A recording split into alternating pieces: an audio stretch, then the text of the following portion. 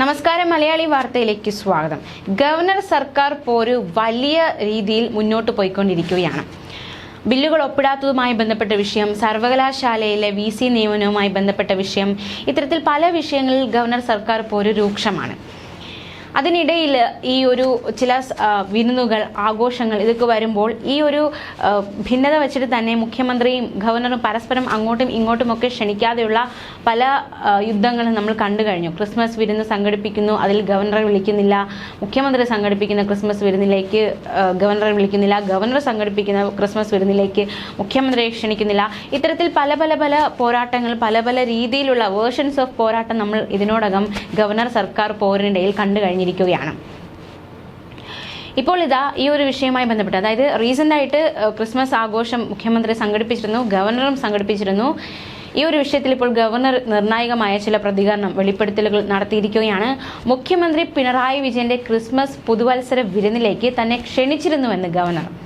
പോകാത്തത് എന്തെന്ന് മാധ്യമ പ്രവർത്തകർ അന്വേഷിക്കണം. ഇത്തരം കാര്യങ്ങളിൽ മറുപടി പറയാൻ തനിക്ക് താല്പര്യമില്ല. തന്നോട് ചോദിക്കുന്നത് പോലെ മുഖ്യമന്ത്രിയോടും കാര്യങ്ങൾ ചോദിക്കണമെന്നും ഗവർണർ പ്രതികരിച്ചു.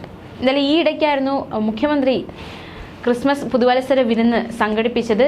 മസ്കറ്റ് ഹോട്ടലിൽ വെച്ചായിരുന്നു. ക്രിസ്മസ് പുതുവത്സര ആഘോഷങ്ങളോടനുബന്ധിച്ചായിരുന്നു മുഖ്യമന്ത്രി പിണറായി വിജയൻ പ്രമുഖർക്ക് വിരുന്നൊരുക്കിയത്. എന്നാൽ ആ വിരുന്നിലേക്ക് ഗവർണറെ ക്ഷണിച്ചിരുന്നു, എന്നാൽ താൻ പോകാത്തതാണ് എന്നാണ് ഇപ്പോൾ ഗവർണർ മറുപടി പറഞ്ഞിരിക്കുന്നത്. പ്രതിപക്ഷ നേതാവിനെ ക്ഷണിച്ചിരുന്നു, പക്ഷെ അദ്ദേഹവും പങ്കെടുത്തിരുന്നില്ല.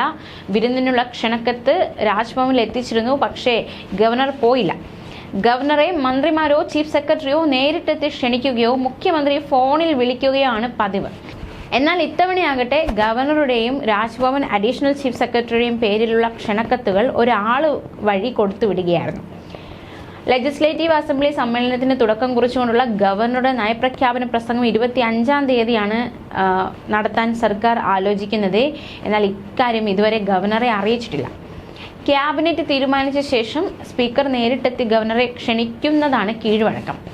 മുഖ്യമന്ത്രിയുടെ വിരുന്നിന് Changanassery archbishop Mar Joseph Perumthottam, Thiruvananthapuram ലത്തീൻ archbishop doctor Thomas J Netto എന്നിവരെ ക്ഷണിച്ചെങ്കിലും പങ്കെടുത്തിരുന്നില്ല. തിരക്കുകൾ കാരണമാണ് പങ്കെടുക്കാൻ കഴിയാത്തതെന്ന് ഇരു സഭകളുടെയും പ്രതിനിധികൾ പ്രതികരിച്ചു. നവകേരള സദസ്സിനോടനുബന്ധിച്ചുള്ള പ്രഭാത യോഗത്തിലും archbishop doctor Thomas J Netto പങ്കെടുത്തിരുന്നില്ല.